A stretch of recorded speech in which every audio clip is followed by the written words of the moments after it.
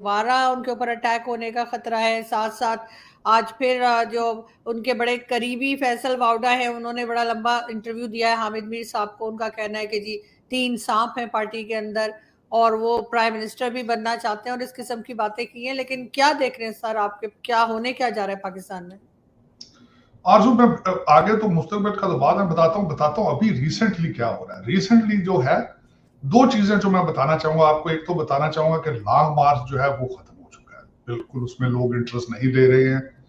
बल्कि उसमें मैं एक बात कहूंगा कि यहाँ पे जो जब से खान साहब ने वहां आने से इनकार किया है, नहीं आ रहे हैं, उनके बाद जो है कोई भी लोग जो है वो वहां पे लोगों को अट्रैक्ट नहीं कर सके। एक तो इस पे ये बात वाज़ेह होती है कि खान साहब की पर्सनैलिटी और खूबसूरती के बाद कोई दूसरा बंदा इस पार्टी को जो लीड नहीं कर, पार्टी तो है ही नहीं है, मांगे तांगे लोग थे दूसरी पार्टियों के, लोटे लपाड़े जो थे, तो वो उनको वो नहीं अट्रैक्ट कर सके।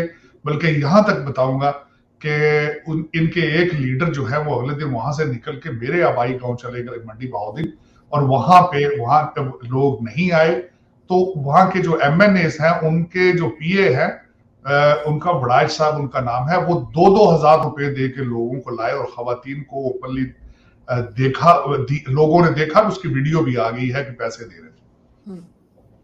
एक तो ये बात मुसद्दका है कि अब ये बैकफुट पर हैं, इनके गुब्बारे से हवा निकल रही बड़ी तेजी के साथ। हालांकि ये अपने फाइनल अटैक की तरफ खान साहब जो है, और दूसरा ये भी एक सोचा जा रहा है, एक एंगल लिया जा रहा है कि शायद खान साहब जो है जानबूझ के डिले कर रहे हैं, अपने फाइनल मार्के की तरफ जा रहे हैं। पानीपत के अंदर जो फाइनल जो है वो खेला जाएगा, रावलपिंडी उसका नाम है, शायद खान साहब उस हमले की तैयारी कर रहे हैं, और शायद ये दूसरा उसमें एक ये भी सुना जा रहा है।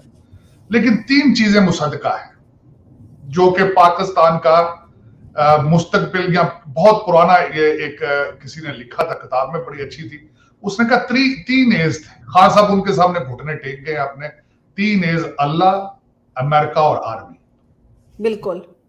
खान साहब ने उनके सामने सजदा नगू हो गए हैं।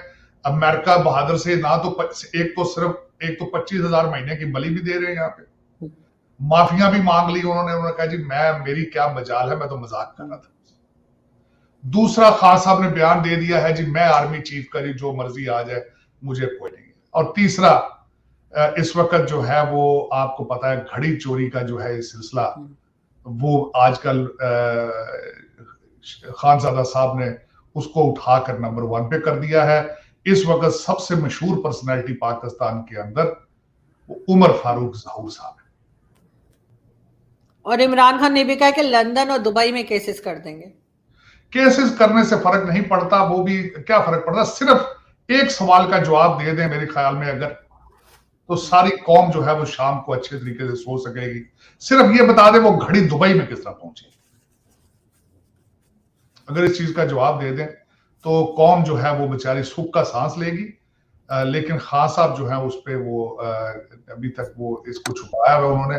और सिर्फ ये एक तोहफा नहीं है, एक चीज नहीं, बड़ा कुछ है यहाँ पे। इन्होंने पिछले दोनों पार्टी, मैं छोटा सा खुलासा पेश करूं, खान साहब की एग्जिस्टेंस सिर्फ एक बात पे थी, आपकी एस्टेब्लिशमेंट की नफरत नवाज शरीफ के साथ और पीपीपी के साथ नफरत की वजह से ये क्रिएट किया गया था इनको। लेकिन खान साहब ने दोनों के रैकेट तोड़ दिए। करप्शन की बात कर रहा हूं, इमोरलिटी की बात कर रहा हूं, इमेच्योरिटी की बात कर रहा हूं, बद इंतजामी की बात कर रहा हूं, और टीम ना होने की बात कर रहा हूं। दोनों पार्टीज के रिकॉर्ड इन्होंने तोड़ दिए हैं। दूसरों के पास फिर भी लोग थे जो जिनकी वोट बैंक थे, उनके पास फिर भी पर्सनैलिटीज थी, लोगों के तजर्बाकार थे। इनके पास तो जो बच्चे थे वो सारे बेचारे 25-25 साल के, मेजॉरिटी डुअल नेशनल थे। अमीर लोगों के बिगड़े हुए बच्चे थे, उनको ये ट्रेनिंग के लिए एक प्ले ग्राउंड दिया था एस्टेब्लिशमेंट ने कि देखें कोई नई पनीरी, नए बच्चे तैयार किए जाए मुस्तकबिल में, तो वो, लेकिन उनका तजर्बा नाकाम रहा है। लेकिन जो अफसोस की बात यह है कि एक तरफ मैं आज बल्कि मुबारक भी दूंगा आज अपने हमारे जो भारतीय जो लोग देखते हैं कि G20 की प्रेसिडेंटशिप उन्होंने ले ली। मोदी साहब का बड़ा अच्छा दौरा था वहां पे, मोदी साहब बड़ा अच्छा मिले। यहाँ पे ये भी मेंशन करूंगा कि कनाडा के जो ट्रूडो साहब हैं उनको जो है वो जो चाइना के सदर हैं उन्होंने उनको डांट भी पिलाई है। उन्होंने कहा बेटा आप इस तरह की हरकतें क्यों करते हैं, आप प्लीज आप अपने डैडी से ना मशवरा करके आया करें स्लीपी जो बाइडन से। तो वो उन्होंने इतना बुरा मनाया, भाग गए वहां से, वो पर्दे के पीछे जाके रोए ट्रूडो साहब। उन्होंने कहा कितना डांटा है मुझे मिस्टर शीपिंग ने, जो प्रेसिडेंट है चाइना के। आज हर चैनल के ऊपर उसी की खबर चल रही है अमेरिका के अंदर कि ट्रूडो साहब की बहुत बेइज्जती की उन्होंने कहा बेटा पर्दे के पीछे जो बात करते हैं वो जाके क्यों बता दी अपने अखबारों में। उन्होंने कहा नहीं जी फ्रीडम तो हमारे कान, हम तो फ्री लोग हैं, फ्रीडम। उन्होंने कहा जा बच्चे बड़े डैडी से पूछ के आ। तो वो आज की खबर ये थी। लेकिन मोदी साहब की अच्छी रही उनका बड़ा, और बिलखसूस एक चीज कहूंगा कि वो ऋषि सोनक साहब ने हिंदी में ट्वीट किया और उन्होंने उनके साथ ट्रेड की बातें की। काफी कल उनकी कवरेज थी यूके के न्यूज़पेपर्स में भी कि Rishi Sunak is gonna take their relationship with India trade wise to the next level. तो ये एक अच्छी बात थी रीजन के लिए। मैं तो हमेशा इस चीज को वेलकम करता हूँ। हमारा पड़ोस है और चलें, हम ना सही हमारे पड़ोसी तो तरक्की कर रहे हैं। बिल्कुल सर, उनके पास अक्ल है जो हमारे पास नहीं है। लेकिन सर एक चीज और भी है, वो ये कि हमारे जो आजकल प्राइम मिनिस्टर हैं शहबाज शरीफ साहब, उन्होंने भी एक स्टेटमेंट दिया है कि जी अमेरिका हमें डिक्टेट नहीं करवा सकता कि हम रशिया से ऑयल लें या ना लें। ये चीजें पहले खैर वो इमरान खान भी कहा करते थे और अब इन्होंने भी थोड़ा सा जो है वो अपना बात करना शुरू की है शहबाज शरीफ साहब ने। गवर्नमेंट इस वक्त आपको कहाँ पे नजर आ रही है, क्योंकि सब इमरान खान के पीछे है? नहीं, गवर्नमेंट बिल्कुल गवर्नमेंट सिर्फ लंदन में है। मैं आपको दो चीजें बताना चाहूंगा। देखिए अफसोस की बात है, मुल्क जब जल रहा है तो मरियम बीबी को जिस दिन पासपोर्ट मिला शाम को यहां से चली गई, कहने गई मैं अपनी प्लास्टिक सर्जरी कराने जा रही हूँ। हम सारी प्लास्टिक तो मैंने वैसे ऐड कर दिया, कहती सर्जरी करानी। हमारे वो जो शहबाज शरीफ साहब के बच्चे जो चीफ मिनिस्टर साहब है वो किधर है? कोई नून लीग का आप मुझे बताएं, कोई ट्वीट कर रहा हो, कोई मीडिया प्रेजेंस हो, कोई जलसा कर रहा हो, बताएं किधर है वो? कोई स्टेटमेंट। शहबाज शरीफ साहब जानबूझ के मेरे ख्याल में एक बहाना करके उसका कोविड का, वो भी पर्दे के पीछे चले गए।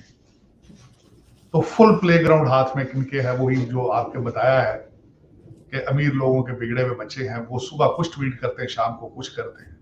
लेकिन अब है बैकफुट पर, क्योंकि वो घड़ी की वजह से इतनी उनको शर्मिंदगी है और बार बार हमले किए जा रहे हैं उमर फारूक ज़हूर साहब पे, और उन्होंने भी ताबड़तोड़ हमलों का जवाब दिया है। उन्होंने सारी व्हाट्सएप ही लीक कर दी सारी।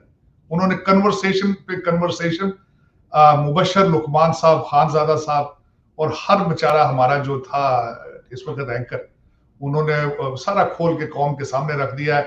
बच्चे जो है सुबह कुछ डिफेंड करते हुए पाए जाते हैं, शाम को बेचारे कुछ डिफेंड करते हैं।